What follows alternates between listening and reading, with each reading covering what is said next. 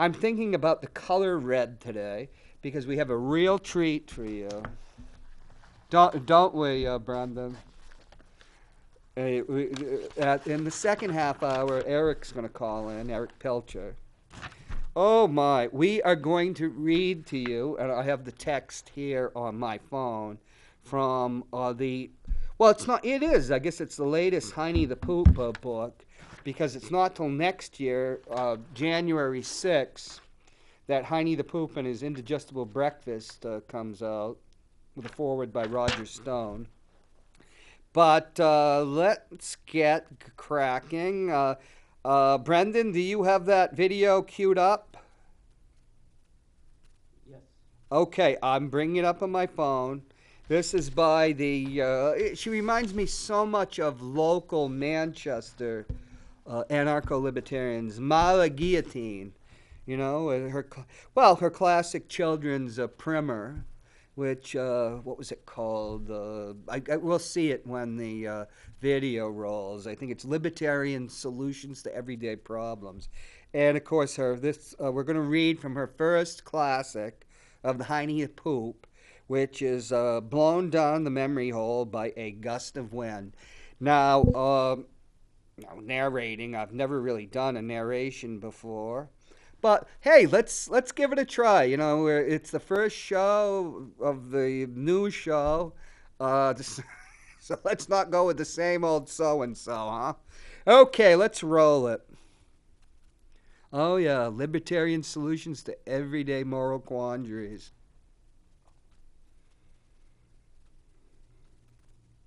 Blown down the memory hole.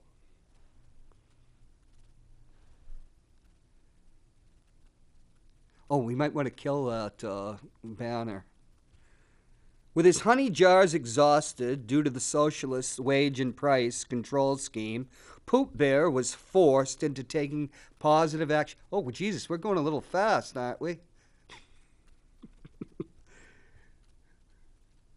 This is the story not just of his survival. Hey, can we roll this again? I'm watching both things and I'm getting thrown off. Okay, let's hit it again. Maybe I should just read it off of that. Okay, folks, we're going to give it... I'm going to have to edit this in the, Libertarian Solutions to Everyday Moral Quandaries with a forward by Q. Isn't that something? With his honey jars exhausted due to the socialist wage and price control scheme, Poop Bear was forced into taking positive action. This is the story not just of his survival, but his triumph. It's a story suitable for right-thinking people of all ages. But I'm getting goose pimples. What about you, Brendan? Poop's future depended on potentiating his individuality by rejecting socialist paradigms of collectivism. He would benefit from the paradox of selfishness, as would those fit to survive along with him in the forest. By undertaking an act enabling the fit creatures to survive and thrive, Pooh's selfishness proved the ultimate act of unselfish sacrifice. Oh my. Because of his lifelong enculturation into the false consciousness of it takes a village, liberal fascist propaganda promoted by his exploitative owner, Nifmonger Bobbin, Poop felt that he would miss Porklet, who needed to die so that Poop could live.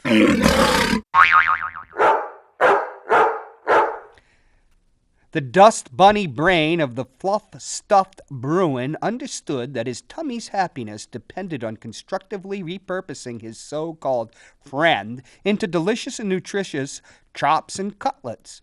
Pooh was anxious to partake of a tasty concoction that he had heard of, pulled pork. Pooh's tummy rumbled with anticipation.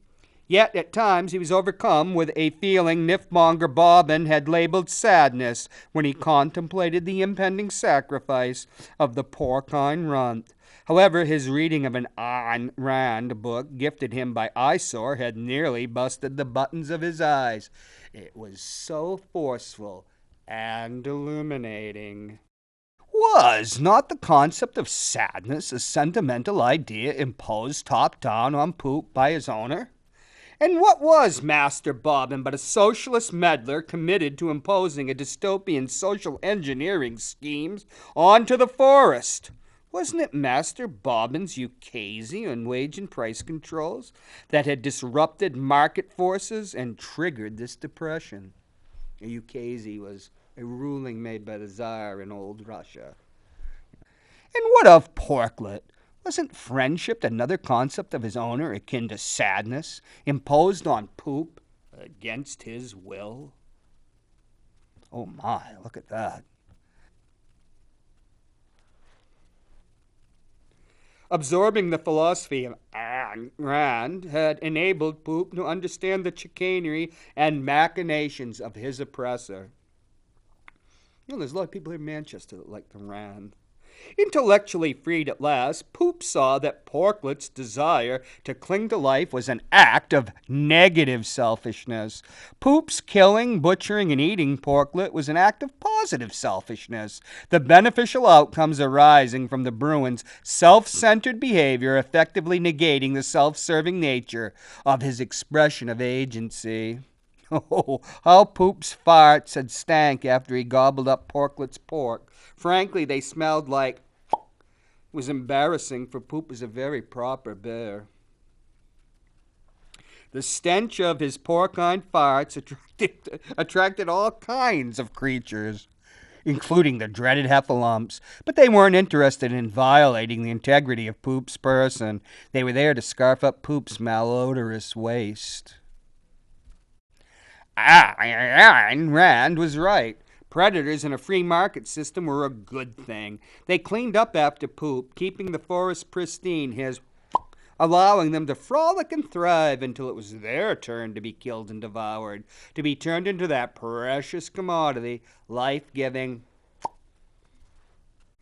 It was a Randian virtuous circle of both being and nothingness, with being coming from nothingness in an ecological market populated by creatures freely exercising their will, their free will, the gold standard of social intercourse.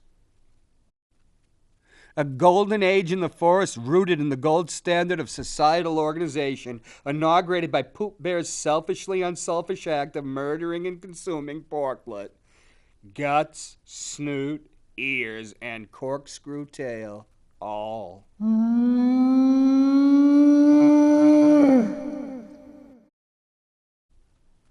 His species, the production of which would be boosted by Poop's pigging out on the blood-sucking swine, the pinko-sycophantic stooge of the despotic nifmonger Bobbin, would nourish the other chosen creatures of the forest, those fit enough to survive the communist holocaust.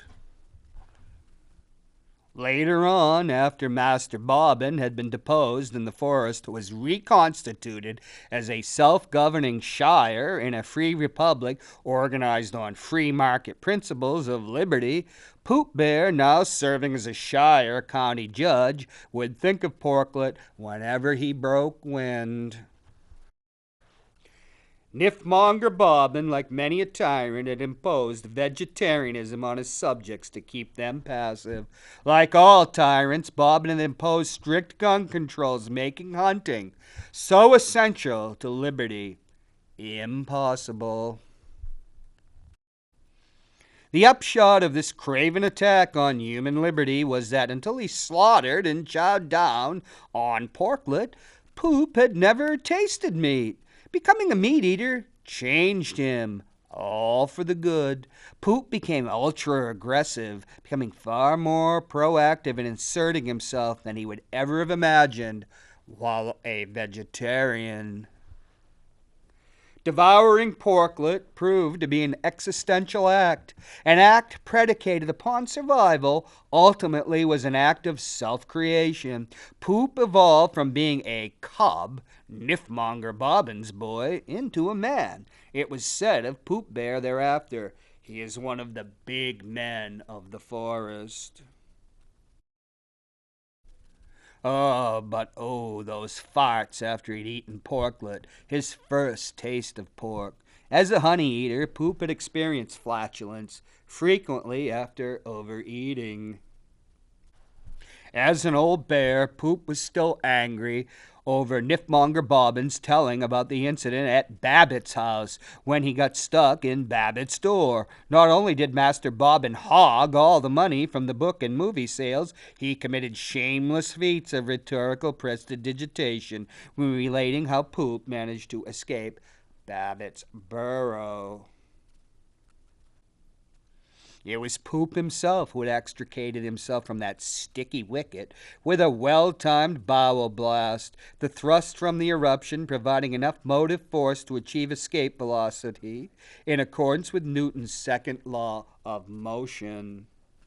For you folks, that is Newton's second law of motion.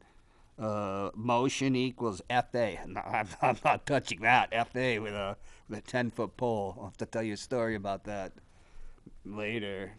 Oh boy. And sometimes when Judge Poop Bear would lift up a cheek and rip one during a court session, mist would glaze his button eyes as he remembered Portlet. Though a parasite, a pinko and troublemaker, Portlet gave Poop a great gift. Not just life itself, but memories of the best pulled pork this side of paradise. As the years went by, and they all got somewhat older, but not any wiser, being government bureaucrats, clerks and bailiffs in Judge Poop's court would wonder, why does he smack his lips and waggle his tongue around in his yap after he... I prefer breaks wind rather than that ugly word, but... Now, children, you know, God bless. I guess God bless us, everyone. And coming next January 6th, when that heroic day, our libertarian hero takes on the horrors of socialized medicine and Heinie the Poop and his indigestible breakfast. That one's actually got a forward by my former friend, Roger Stone. Well, I tell you,